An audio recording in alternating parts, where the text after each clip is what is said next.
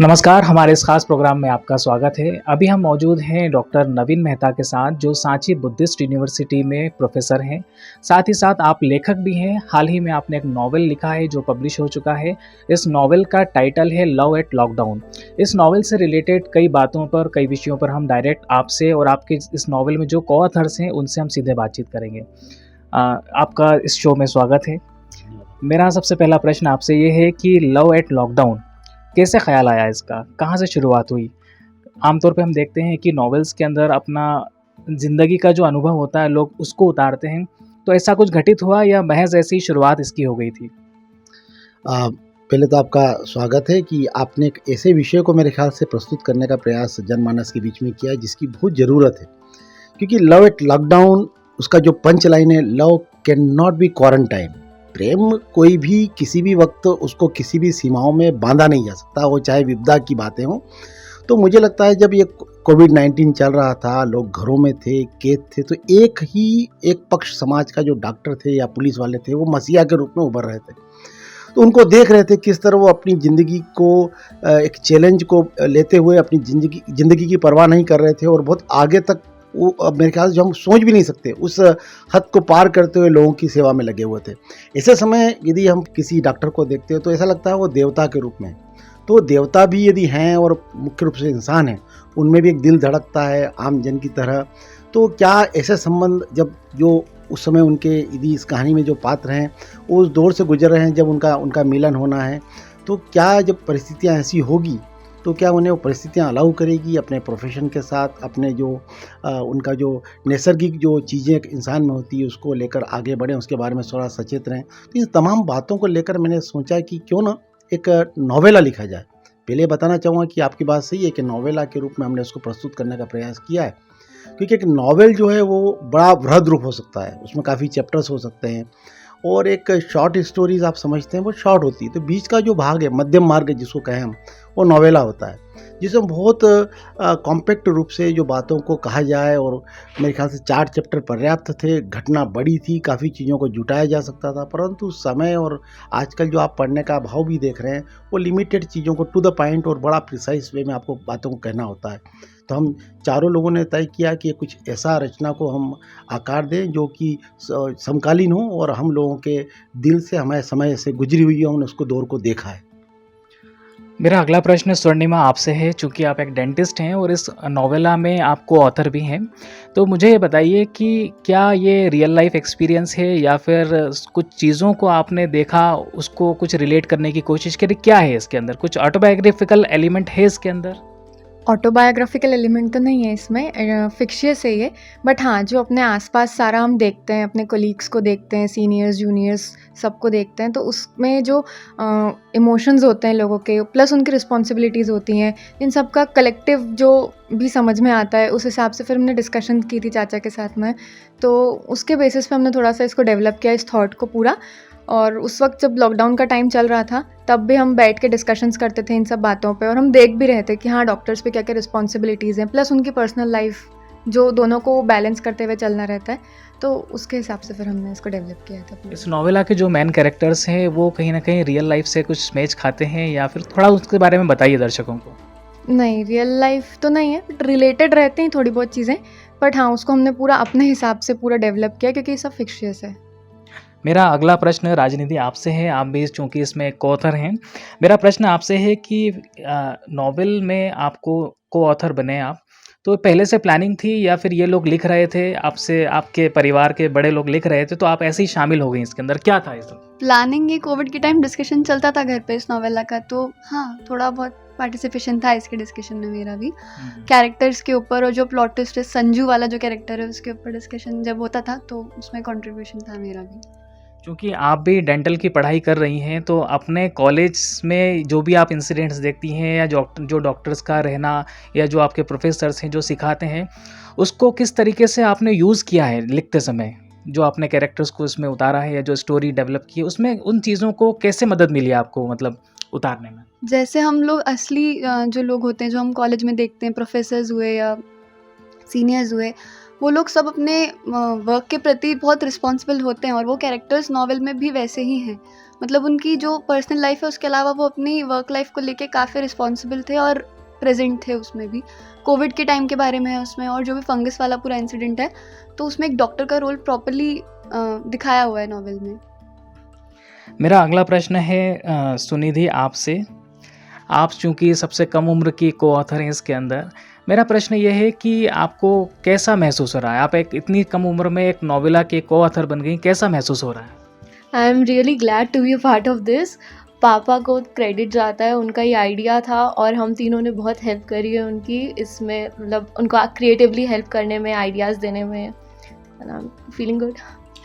इस नोवेला को लिखने से मतलब इस दौरान पढ़ाई पे कोई असर हुआ और कितना वक्त लगा इसमें? आपको कितना टाइम देना पड़ा? मतलब शुरुआत कितने टाइम पहले हुई थी, कितने टाइम में कंप्लीट हो गया? ऐसे तो दोनों मैनेज हो रहे थे, इतना ज़्यादा फोकस नहीं करा क्योंकि हम साथ में ही लेके चल रहे थे। लॉकडाउन के दौरान हमने ये शुरू करा था लिखना, थोड़ा बहुत लिखा, उसके बाद धीरे धीरे करके हमने पूरी नॉवेल लिख दी। मेरा अगला प्रश्न सर आपसे है, इस नोवेला की थीम के बारे में थोड़ा हमें बताइए। देखिए, जब मैं इस नॉवेला को प्लान कर रहा था तो एक कॉमन थीम थी कि भाई कोई डॉक्टर्स हैं, वो एक अपना काम करते हैं और काम करते वक्त जब पेशेंट से वो इस तरह उनके साथ घुल मिल जाते हैं कि वो उनको लगता है कि शायद उनका जो जीवन है वो शायद इसी घटना के दौरान सार्थक होगा। तो ये दोनों मेरे जो मेन पात्र हैं, नेहा, अभिजीत, चूँकि इनकी एक एंगेजमेंट हो चुकी है और एंगेजमेंट के बाद ये लोग अब शादी की प्लानिंग कर रहे हैं और कोविड आप देखते हैं आ जाता है।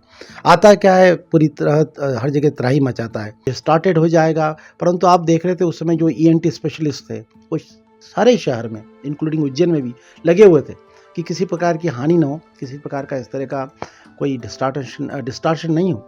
अल्टीमेटली ये हुआ कि वो पूजा भी बचा ली जाती है, परंतु राजू को कुछ गलतफहमियां होती है। उस चक्कर में एक उनका दोस्त रहता है संजू, वो थोड़ा मेरे ख्याल से अपने डायरेक्शन लेस हो जाता है और थोड़ा उसका जो कैरेक्टर यहाँ पर विलेनियस तो नहीं है, ट्रू विलेन तो नहीं है, पर एक उसके कैरेक्टर में हमको खामी दिखती है और उसका खामियाजा भुगतना पड़ता है हमारे अभिजीत को, जो हमारा नायक है।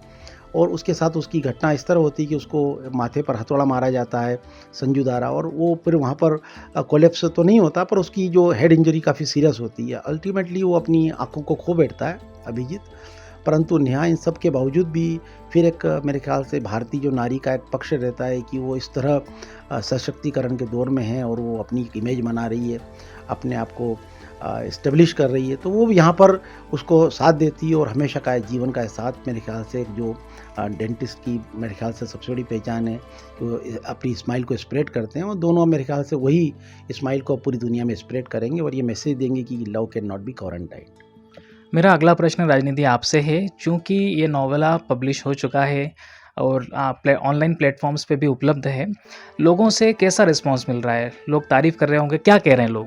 अभी जो कुछ क्लोज लोग हैं जिनने रीड करी, उनका तो रिव्यू यही रहा कि इंटरेस्टिंग है, प्लॉट काफ़ी इंगेजिंग है। मतलब रीड करते टाइम ऐसा लगता है कि आगे क्या होगा जानने का इंटरेस्ट डेवलप होता रहता है।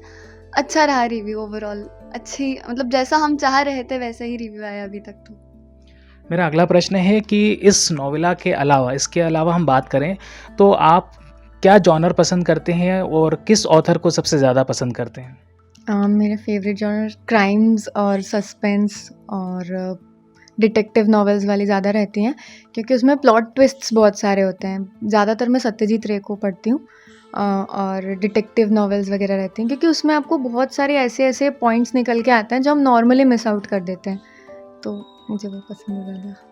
मेरा अगला प्रश्न आपसे है कि किस बात ने आपको इंस्पायर किया इस पूरे इसमें जुड़ने के लिए? जो लोग नोवेला लिख रहे थे, लोग आपके पापा, आपकी सिस्टर्स, तो आपको किस चीज़ ने इंस्पायर किया कि मैं भी जुड़ जाऊं साथ में, मैं भी अपना कुछ कंट्रीब्यूशन दूं? बिगेस्ट इंस्पिरेशन तो पापा है, पर उसके अलावा अगर देखा जाए तो सुधा मूर्ति जी हैं जिनकी बहुत प्यारी प्यारी कहानियाँ हैं, तो वो मुझे काफ़ी इंस्पायर करती हैं। सर मेरा अगला प्रश्न आपसे है कि इसके अलावा, इस नोवेला के अलावा कोई और प्रोजेक्ट आने वाले समय में अभी पाइपलाइन में है जो आने वाला है? हाँ, चूँकि मैं जितना समय मिलता है अपने अध्ययन अध्यापन के बाद वो मुझे लगता है कि हमें अपनी क्रिएटिव वर्क में देना चाहिए और अभी भारत का स्वर्णिम काल भी कहा जाए, अमृत काल भी कहा जाए, और विकसित भारत की संकल्पना आ रही है। तो ऐसे समय में मेरे को लगता है इंडिया की जो इमेज है वो पूरे वर्ल्ड में एक बड़े सशक्त देश के रूप में उभर रही है। तो मैंने एक, चूँकि इंग्लिश में जो हम देखते हैं कि ड्रामा का जो ट्रेंड है या उसके जो ड्रामेटिक्स हैं वो बड़े चुनिंदा हैं। तो मैंने अभी एक ड्रामा प्लान किया है, अभी बहुत कुछ उसमें किया जाना है, अभी बस जस्ट मैंने प्लान आउट करा है कि एक ड्रामा हो सकता है कि उसे लिखा जा सकता है। वो ज़्यादा बड़ा ड्रामा ना हो कि केवल 3 एक्ट का ड्रामा हो, और वो इंडिया की जो इमेज है उसको लेकर करें, मैजिक दैट इंडिया हैज़। तो उसमें कुछ एनआरआई को मैं सोच रहा हूँ कि कुछ इस तरह की स्टोरी को डेवलप करूँ जिसमें एनआरआई का पूरा जीवन वृत्तांत हो, और उनका फिर किस तरह से यहाँ पर वापस आते हैं और इंडिया को देखकर किस तरह वो लालायित हो रहे हैं, टेम्प्ट हो रहे हैं कि चलो इंडिया बैक टू होम। तो मैं वो सारी चीज़ों को देखकर सोच रहा हूँ। अभी बहुत कुछ मेरे ख्याल से जल्दी होगा बताना, फिर भी मेरे ख्याल से मैं लगातार कुछ न कुछ प्रयास करते रहना चाहिए। फिर ऊपर वाले का आपको जो सहयोग मिलता है, आशीर्वाद मिलता है, बड़े बुजुर्गों का आशीर्वाद मिलता है, फिर मित्र लोगों का और आप सभी के मीडिया कर्मियों का साथ मिलता है, तो चीज़ें मेरे ख्याल से बहुत कुछ संभव हो जाती है। फिर उसमें कोई इम्पॉसिबल सरी का शब्द नहीं रह जाता है।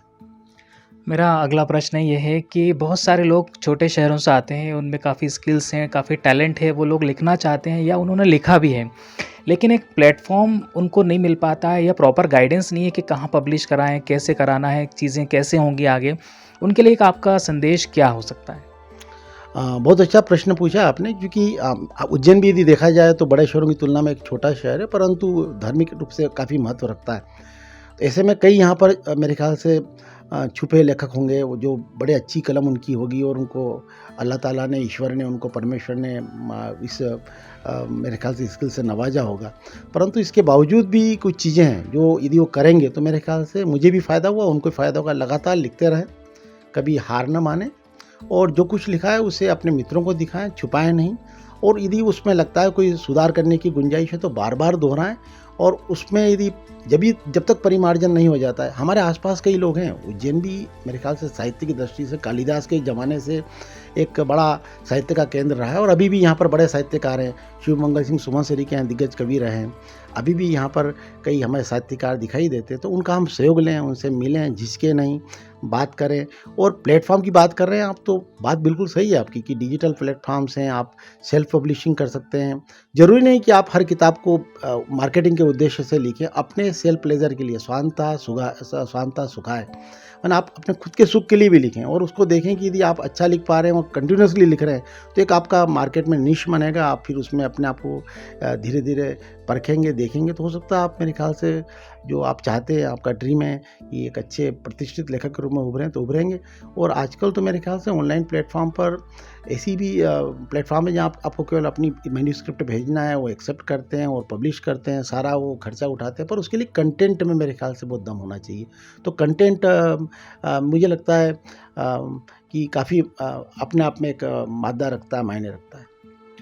उज्जैन शहर के लिए गौरवशाली क्षण है कि यहाँ के रहने वाले लोगों ने और खासतौर पे नारी शक्ति ने, छोटी बच्चियों ने एक नोवेला में एज ए को-ऑथर अपनी भूमिका निभाई है। ये गौरवशाली क्षण उज्जैन के लिए है, उज्जैन के सभी लोगों के लिए है, पूरे प्रदेश के लिए है। मैं आप सभी का इस प्रोग्राम में, ख़ास प्रोग्राम में शामिल होने के लिए धन्यवाद आपको कहता हूँ। आप सभी का बहुत बहुत शुक्रिया, धन्यवाद। Thank you.